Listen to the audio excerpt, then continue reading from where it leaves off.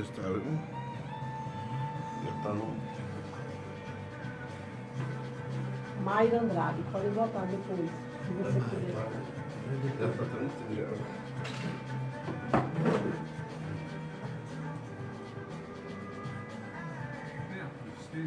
Entrevista.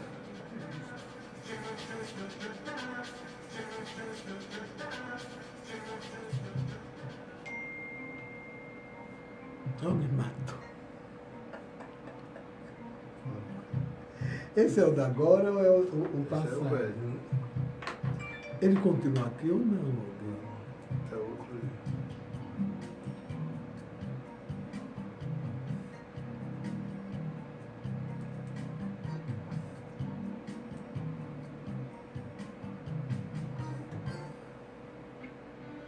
O braço, a mão da Carmela. Não.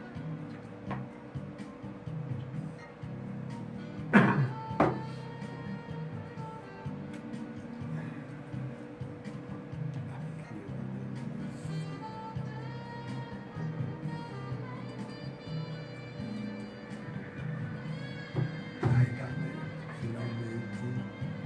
finalmente você. Já estou aqui.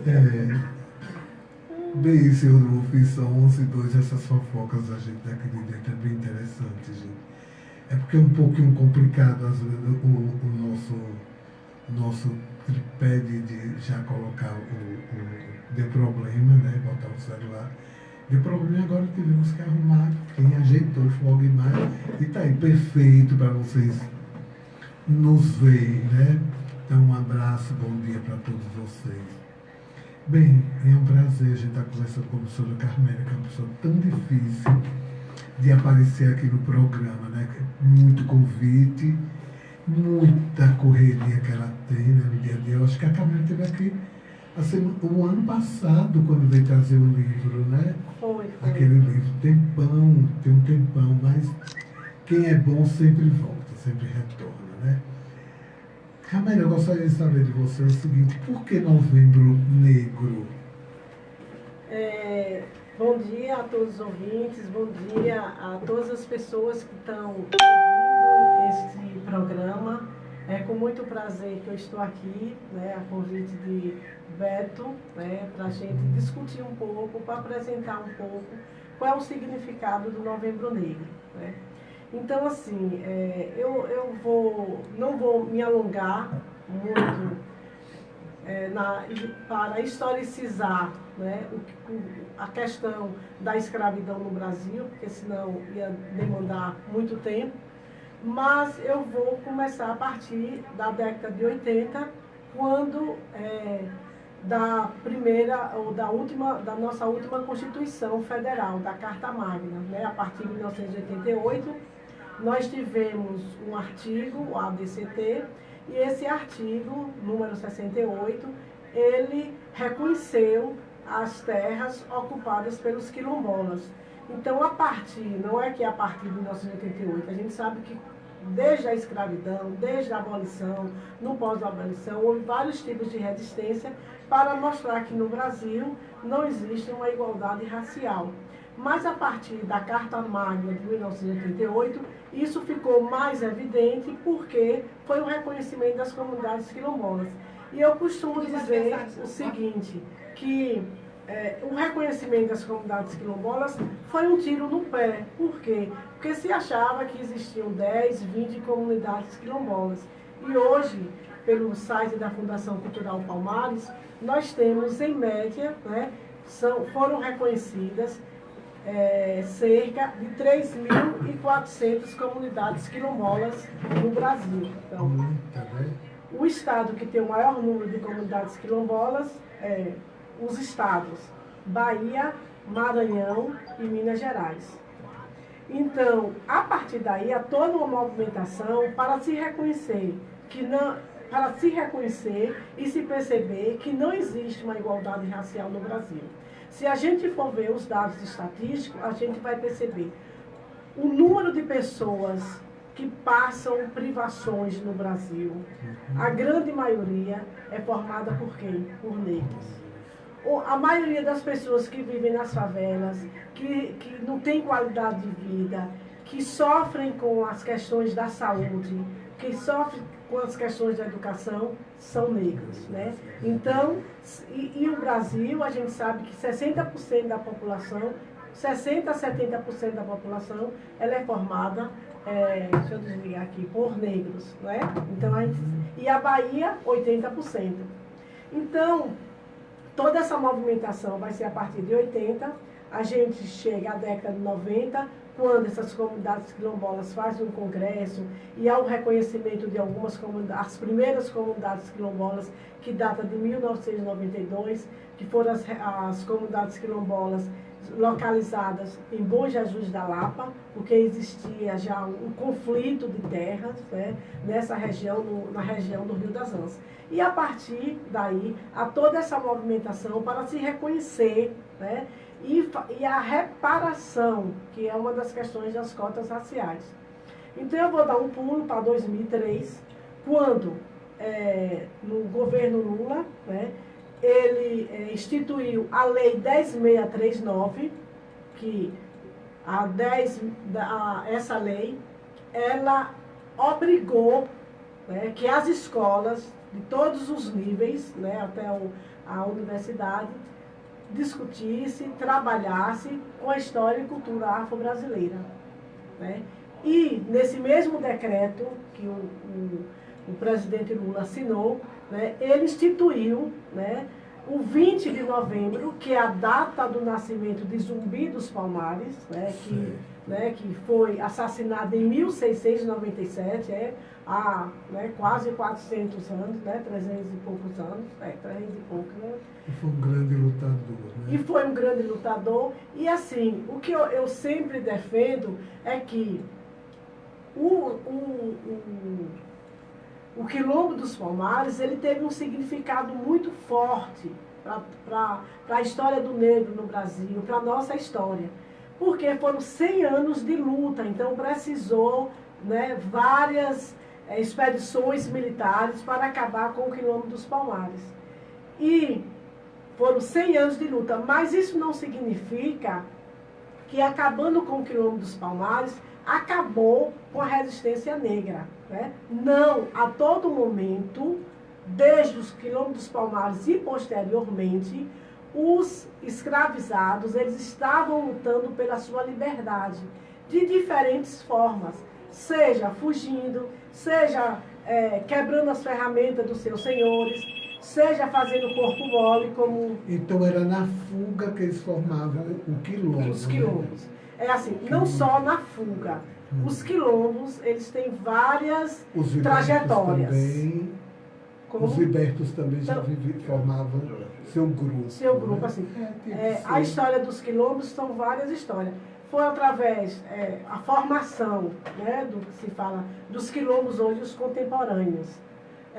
Foram através de fugas, foram terras doadas, foram terras compradas, que aí as pessoas, né, esses ex-escravizados, se juntaram e hoje é o que se chama os quilombos contemporâneos. Então, só para terminar assim, o Novembro Negro, então essa representação, quando houve esse decreto, em 2003, era para marcar, né? Não significa que a gente vai lembrar da história e cultura afro-brasileira somente no Novembro Negro, né?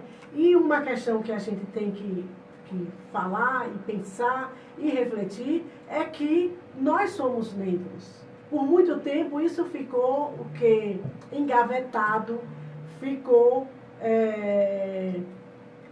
escondido, né? Porque toda a nossa história, toda a nossa cultura, a gente estava pautado na cultura branca. Então, a cultura branca era a cultura, né?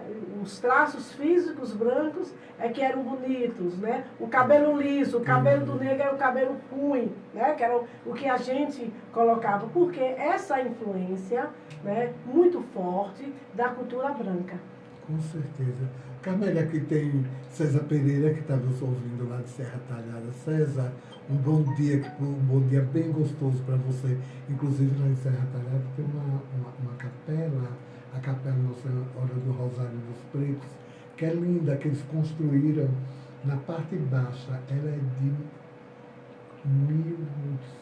parece que é 1922, eu sei que era... Século XIX. Lindíssima. Eu até falta uma hora eu vou mandar para você. Eu fico apaixonado, mas não conheço ainda por dentro, né? A Célia, a Cátia Lopes está nos ouvindo, nossa colega de trabalho. Cátia, bom dia. Ainda quero ouvir seu programa. Leonice Souza, Grande Carmélia Miranda, abraços. Rejane Lemos também está nos ouvindo. Luiz Eduardo, o Dudu, bom dia para você. A Rosângela Maria Cantalino, Francisco Soares Chicão, nos ouvindo lá do Paraná. Né? Eita, bom dia, a Chicão. audiência está bombando, hein? Que bom. Tu não lembra do Chicão, do filho Lembro, de Maurício? Uma grande sim. pessoa. Adoro a mãe, adoro todo mundo. Pois e tem gente mandando tanta coisa, que é isso, como é que tá a festa. Carmelo, uma coisa que eu acho incrível, que eu também quero aproveitar para perguntar, essa feira de cultura que está tendo em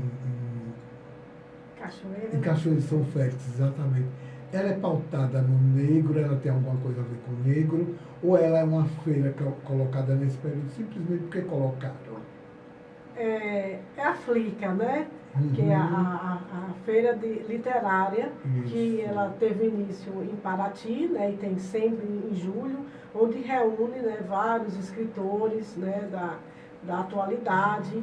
E hoje a gente tem vários lugares, inclusive em Cachoeira, não só pautada ao negro, mas a literatura em geral, né? Em Cachoeira. Em Cachoeira a gente sabe que tem uma representação muito grande da cultura negra, justamente porque fica no recôncavo, e por muito tempo a historiografia tradicional ficou pautada que só existiu escravidão no recôncavo baiano em Salvador. Não, os novos estudos têm demonstrado que onde houve trabalho, houve escravidão, porque o branco, mesmo pobre, ele achava que era se rebaixar a desenvolver qualquer trabalho manual. Então, a escravidão no Brasil, ela estava em todos os lugares, na pecuária, na agricultura, os escravos domésticos, e Cachoeira é um centro. E é linda, eu tive lá, achei linda. Tu não acha que esse preconceito doentio, que essa escravidão também que houve, doentia, não é doença, uma doença bem forte, misturada com a ignorância? Assim, a gente tem que trabalhar dentro do contexto histórico, né? Quando foi instituída a escravidão, o comércio da escravidão, o comércio que foi realizado, os pioneiros eram os portugueses, mas tem estudos que os maiores traficantes eram baianos, né? Tem até um Félix de Souza, o Francisco Félix de Souza, que foi um dos maiores traficantes que houve aqui no Brasil. Ele era baiano, mas o Brasil era colônia portuguesa. Então, mas os portugueses estavam à frente também dessa escravidão. Então, a escravidão, ela aconteceu através de quê? Do lucro. Por quê? Né? Um alto comércio, um comércio rendoso. Rendoso, porque você comprava os africanos, que eles não eram escravos, eram pessoas livres, né? Eles eram sequestrados, eles eram capturados. Existia também a briga entre as diferentes etnias, né? E representou um comércio rendoso, porque lá nos vários portos africanos, eles eram comprados por metro e vendidos aqui individualmente. Então, eles eram comprados por lote, né? Então, eles eram capturados, inicialmente eles eram capturados na costa africana. Depois, eles adentraram o interior. Então, eles eram capturados nesses lugares, levados para, tipo, um armazém, onde eles ficavam ali aguardando a passagem do navio negreiro. Depois, eles eram distribuídos pelas Américas, né? Porque a escravidão ela não existiu somente no Brasil. Ela existiu nas Américas, que era um novo continente, um continente recém-descoberto. Então, dos Estados Unidos, né? América Latina, América do Norte, América Central, ela foi habitada, houve uma população muito grande de africanos que se tornaram escravizados aqui, né, nesse novo continente. Era a mão de Fez obra isso, barata. Né, Carmélia? Dos Estados Unidos até Até Uruguai, Paraguai, Argentina. Argentina. Até a Argentina. É Agora sim, triste. os dados estatísticos eles têm demonstrado que foram cerca de 15 milhões de africanos que foram traficados aqui para as Américas. Dentre esses, 6 milhões vieram para o Brasil, porque o Brasil é um continente, né? É uma extensão territorial imensa. Não, vamos ouvir uma música depois a gente volta, que eu quero saber. Volte aí, A negritude Cesária Évora. norte-americana. Aqui a Cris Campos entrou e está dizendo, grande professora Carmélia Miranda. Oh, obrigada, Cris. Ela é Entrevista belíssima. belíssima, parabéns. Alex Barbosa, o Alex que eu falei agora há pouco. Alex está gostando da entrevista. Pois é, entrevista a professora Carmélia, porque o Alex é uma pessoa que nos dá uma grande força cultural. Vamos lá para a gente ouvir aqui. Saudade Eu de acho Cesária Évora. é, Eu, quando estive em Cabo Verde, estive lá na casa dela e tem um museu em homenagem a ela, que é uma grande cantora cabo-verdiana. E essa música é uma música linda, uma letra belíssima. é linda, linda. Foi alguém, eu tenho um amigo que ele mora na África, ele mandou umas músicas para mim lindas. E eu me apaixonei quando eu vi essa música. Corta lá o.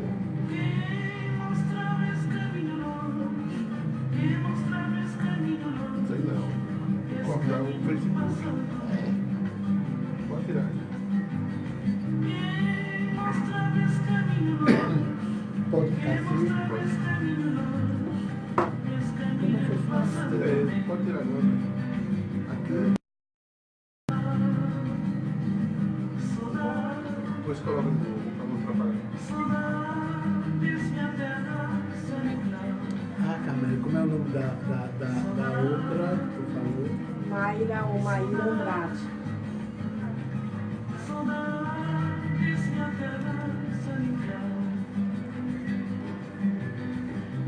Qual a música?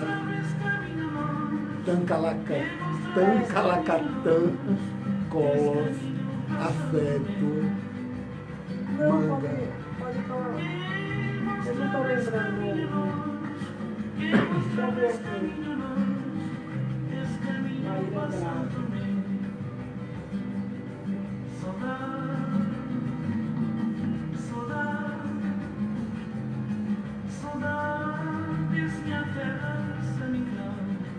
Muito bonita essa música.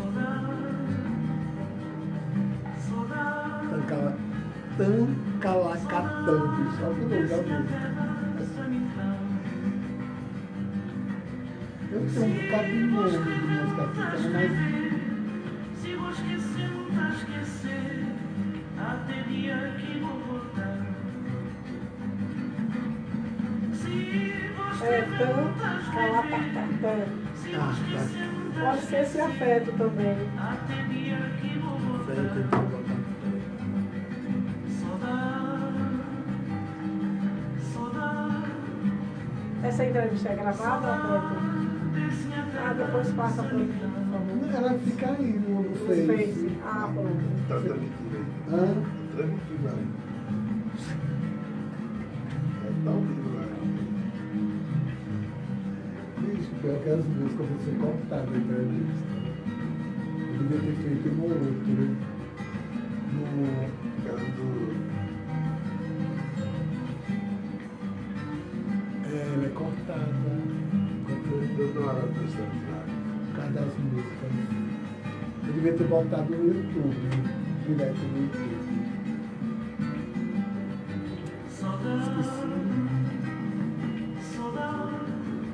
Eu sempre deixo a Deixa eu cantar ela pra mim.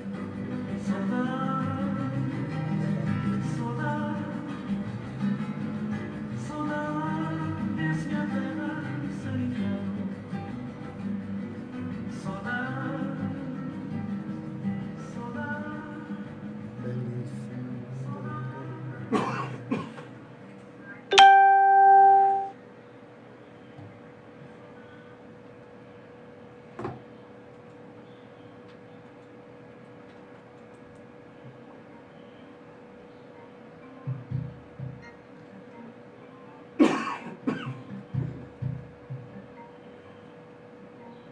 onde é que eu boto no Face agora? Aí você tem, aí pode.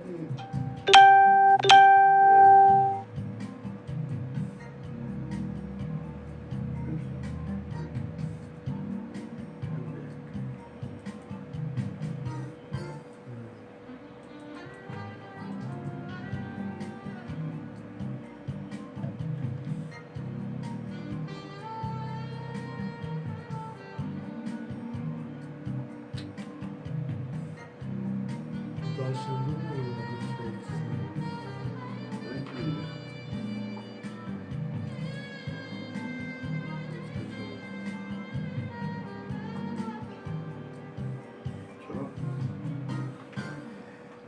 Vamos lá, câmera. Em cima do ofício 11:21, a gente vai continuar com o nosso bate-papo falando sobre o Novembro Negro, né? E estamos na história, que o bom é exatamente a história. Né? A história nos remonta de coisas maravilhosas, e fatos tristes, fatos alegres. Com certeza, na vida do negro teve muita alegria também. Mas a minha pergunta é o seguinte: se o Brasil recebeu essa grande levada de escravos africanos, os Estados Unidos recebeu bem menos. Era porque eles recusavam o negro? Não? Não, eu, assim, eu não sei agora, não posso te responder qual foi a porcentagem de nos que os Estados Unidos receberam, mas não foi uma quantidade pequena, não. Porque a grande parte da escravidão nos Estados Unidos, ela estava no sul, né? Porque os Estados Unidos, naquele momento da colonização inglesa, era dividido entre as colônias do norte e as colônias do sul. As colônias do norte eram consideradas mais avançadas, né? Porque no norte aconteceu a industrialização dos Estados Unidos. O sul, ele era caracterizado, ele era mais agricultura. Então, grande número dos escravizados estavam nas colônias do sul dos Estados Unidos. Mas não foi uma quantidade menor, não, porque hoje você vai para os Estados Unidos e, né, a quantidade de negros, você encontra um número bastante grande de negros nos Estados Unidos. E há nos Estados Unidos a segregação racial, né? Ainda hoje, porque nos Estados Unidos não foi diferente da nossa, do Brasil.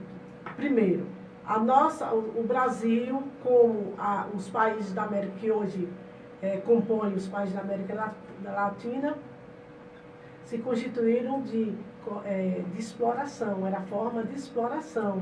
Então, os portugueses, os espanhóis, eles estavam aqui apenas para explorar. Eles não tinham intenção de construir algo que tivesse um olhar para o futuro. Já os Estados Unidos não foi uma colônia de exploração. Por quê? Porque os ingleses que foram embora para os Estados Unidos e que fundaram, né, os Estados Unidos, eles foram para viver, porque eles estavam fugindo de uma guerra, né, de religiosa na Inglaterra. Então, eles foram para construir uma nova Inglaterra. Né? Então, tem essa diferença em o tipo de colonização. Explica. Essa é a grande explicação do que é o Brasil hoje. E aí, assim, do Brasil e lá se construiu uma segregação racial. Aqui, os brancos, eles, né, mantinham relação sexual com as suas escravizadas. Então, as escravizadas eram um objeto sexual. Nos Estados Unidos, por lei, era proibido um branco ter, claro que existia, né? Mas existiam leis que proibiam ter relação sexual com negros ou com negras. Né?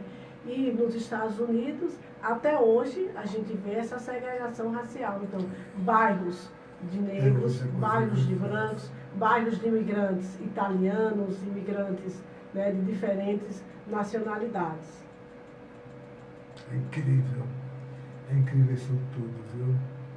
Aqui tem a Kátia, está dizendo que a entrevista está belíssima. Ô Kátia, nosso muito obrigado mesmo, de coração para você, viu, minha amiga?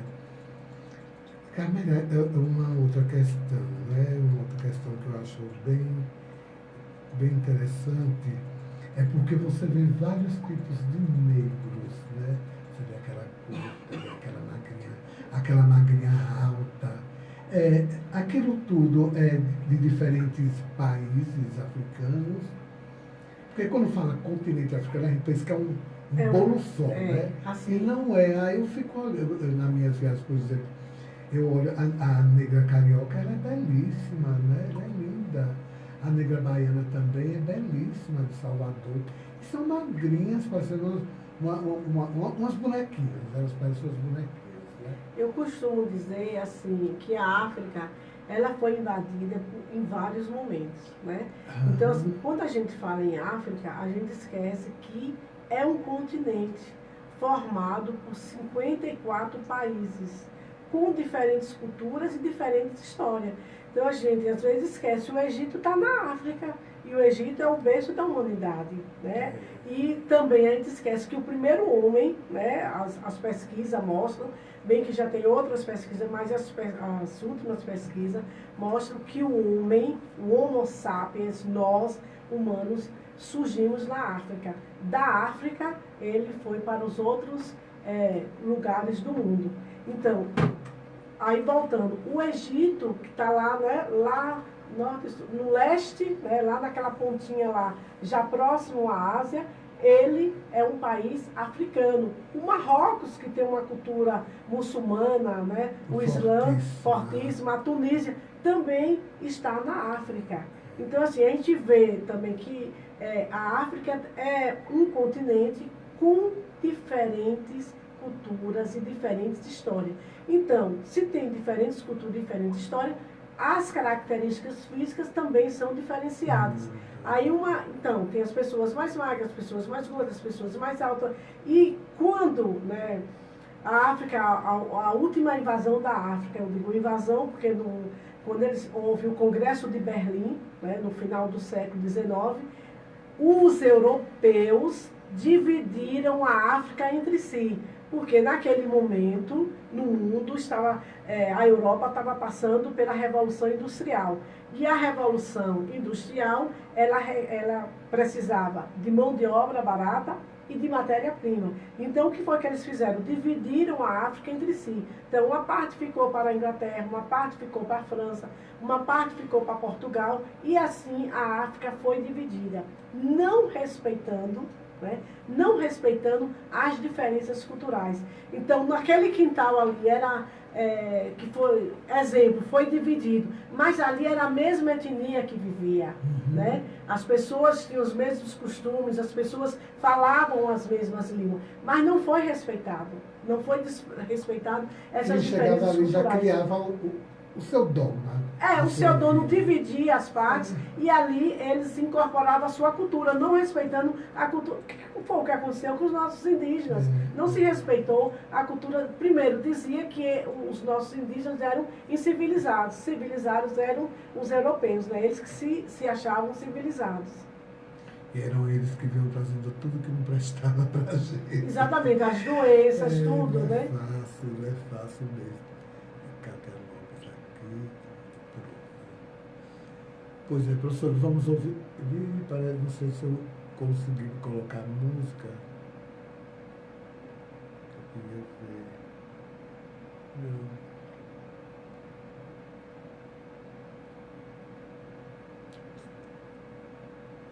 Bota em comercial, por favor. Nós estamos no qual comercial?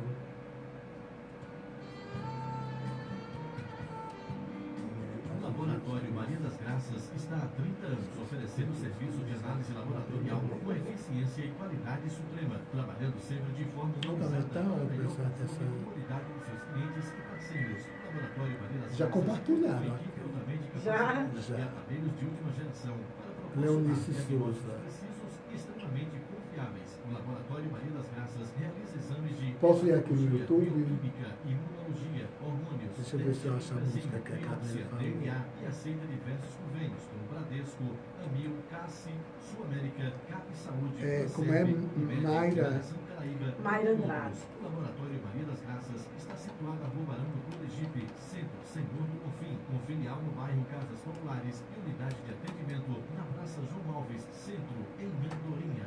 Rios Empreendimentos, há 27 anos atuando com responsabilidade no mercado, com palcos 2 águas de alumínio, camarote, divisórias, fechamentos, sanitários químicos, gerador, eu de quero. luxo Já e estou tendas, terminando. presente em grande evento, telefone para contato, 74991350837 e 74991351096. Fazemos a elegância de seu evento.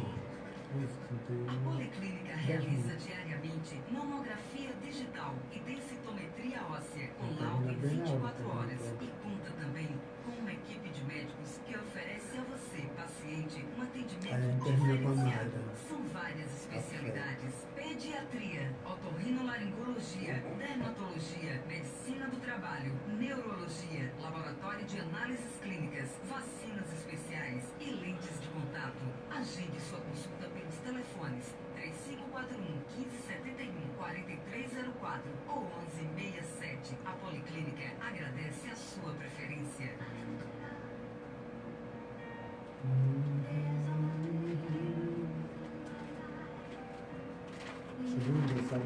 Vivemos o eterno amor que se estende por todos os momentos da vida. Ivan Joias é o endereço certo. Na Ivan Joias você encontra joias de alto padrão, entre elas os famosos anéis de formatura e lindas alianças para você brindar o amor. Ivan Joias fica no Shopping Calçadão. Fone 74-3221-2014. Se você tem um sonho, vem com a Hype Models. Chegou a sua hora. Torne-se modelo, atriz, ator, digital influencer com a Hype Models. WhatsApp 71996662001. Farmácia Saúde, sempre inovando e oferecendo o melhor para você. Na Farmácia Saúde, você compra seu medicamento, sempre levando mais e pagando menos. Só na Farmácia Saúde, você encontra seus medicamentos com descontos especiais. Na linha de medicamentos genéricos, alguns produtos chegam até 75% de descontos. São várias marcas de fraldas geriátricas e infantis por preços imperdíveis que só a Farmácia Saúde tem. Temos seções exclusivas de perfumaria, cosméticos e produtos de higiene pessoal. Farmácia Saúde. Calçadão, Centro de Senhor do Bonfim. Telefone 3541-3572. Vá ao pediatra. Ele é especializado na garantia do desenvolvimento saudável do seu filho. Consultas com o Dr. Washington Sobreira, que atende na Policlínica, situada na Rua Francisco Vidal, número 64. Consultas 3541-4304. 3541-1571. Dr. Washington Sobreira, especialista na área de pediatria. Sua saúde em dia é dádiva de longevidade. Clínica Dr. Francisco Luciago, funcionando com cirurgia geral, gastro e proctologia, videoendoscopia digestiva, infectologia, geriatria e clínica médica. Dr. Francisco Luciago e doutora Vanessa de Queiroz Luciago atendem a Rua Conegudo, número 187, Centro, Senhor do Bonfim.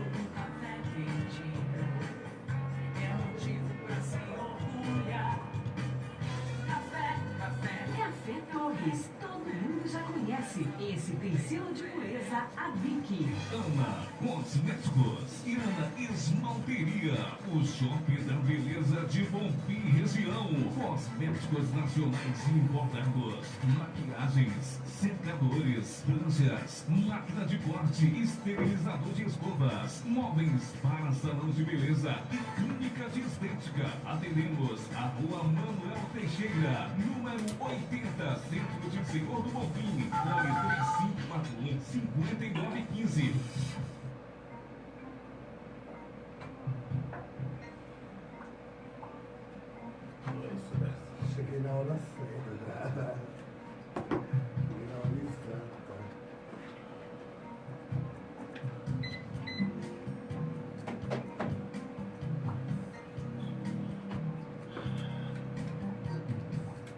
em Senhor do Bonfim, são 11h36.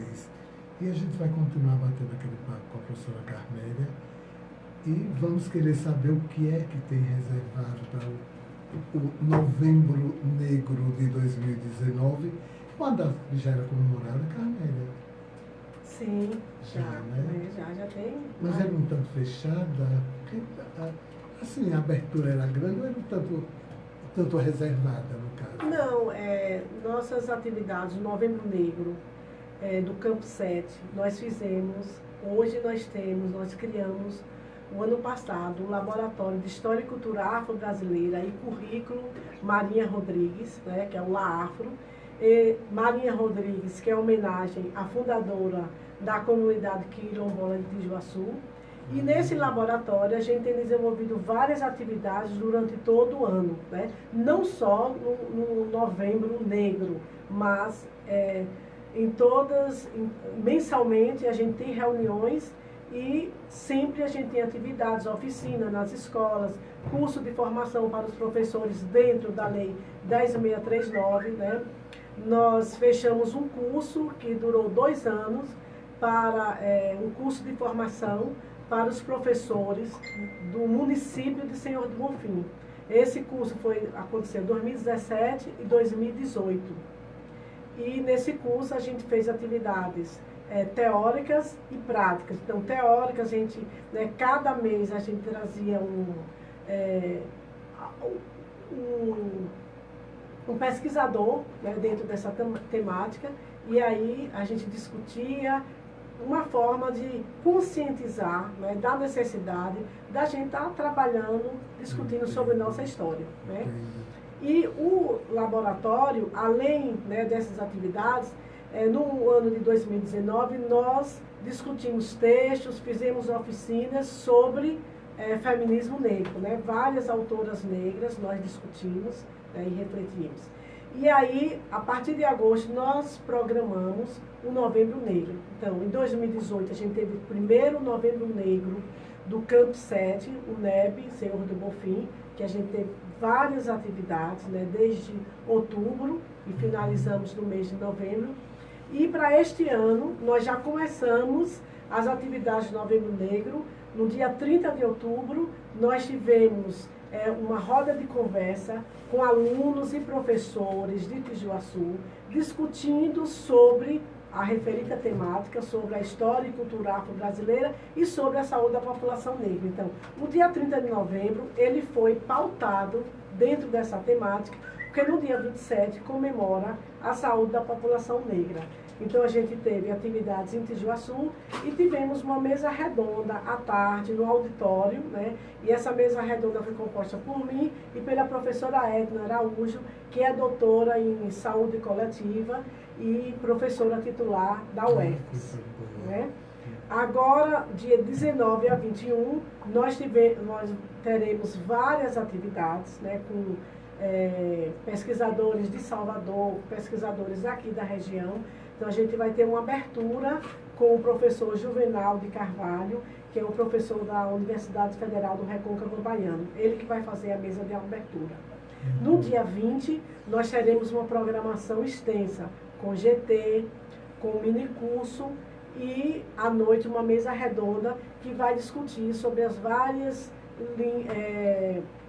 linguagens, né, afro-brasileiras. Aí nós teremos a presença da professora doutora Marilda Santana, que além de ser pesquisadora, ela é cantora, né? Ela vai nos abrilhantar com a sua presença no dia 20, que vai discutir, ela faz uma pesquisa sobre cantoras negras. Teremos também a presença do professor Michel Guimarães, que é um professor de teatro, que vai discutir sobre os negros no teatro, né, nessa perspectiva. Teremos também a presença da professora Iraides Barreto, que é professora aqui do Campo 7, que vai falar sobre literatura africana. E estamos também em negociação com a atriz Tânia Toco, né, que também fará parte dessa mesa. Coisa boa, isso é muito bom. Bem, são 11h40. Carmélia, a gente vai encerrar com aquela música que você falou, cantado por Mário Andrade, Afeto. Você manda para quem? Então, assim, eu gostaria de encerrar dizendo que no dia 21 a gente tem também uma mesa redonda com a cultura bonfinense, né, discutindo sobre a religiosidade, sobre as comunidades quilombolas, que a gente vai ter a presença de Valmir e a presença do pai Antônio e a presença do professor Pedro Paulo, que vão discutir sobre essa diversidade cultural. Então, agradecer a todos que nos ouviram, dizer que participem, a gente já vai divulgar o site, que vocês podem se inscrever, participando das mesas redondas, a gente vai ter uma roda de conversa, vai ter algumas atividades culturais que a gente está fechando. Então, eu gostaria de convidar todos e todas que participem no Campo 7, né? A gente vai ter oficinas também de turbante, de tranças. Então, a Carajé a gente vai colocar lá também. Exposição de Nivaldo Oliveira e de Eli Castro. Nivaldo Oliveira com as fotografias, Eli Castro com os desenhos. Então, vão ser várias atividades. Então, convido a todos e a todas que participem. E agradeço a Beto e a Rádio Caraíba por mais uma vez estar aqui presente. Ao Café Torres. Ao Café Torres. Não posso deixar de falar. Nunca, que é o mais antigo, mais elegante e mais chique de toda a cidade. Né? Exato. E a gente vai ouvir agora a Mayra Andrade, que é uma cantora cabo-verdiana, que quando eu conheci as músicas dela me apaixonei, né? E ofereço a todos os afro-brasileiros, né? A todos nós. E obrigada, um abraço e um bom final de semana a todos e todas. Nós, e espero que você apareça mais vezes. Obrigada. Vamos falar dos encantos africanos.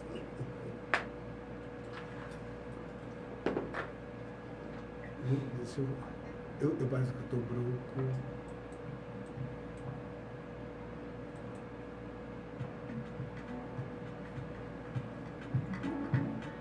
Lindo arranjo, né?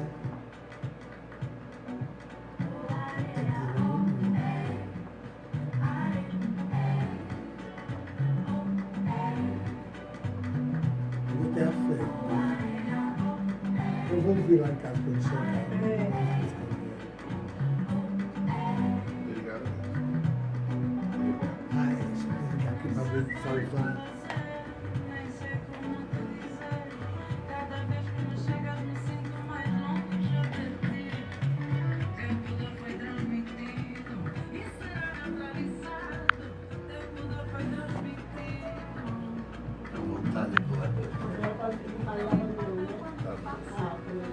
Então, Beto, muito obrigada, foi ótimo, viu? E você participe também, viu? Você está convidado, viu? Olha, só vai, por favor.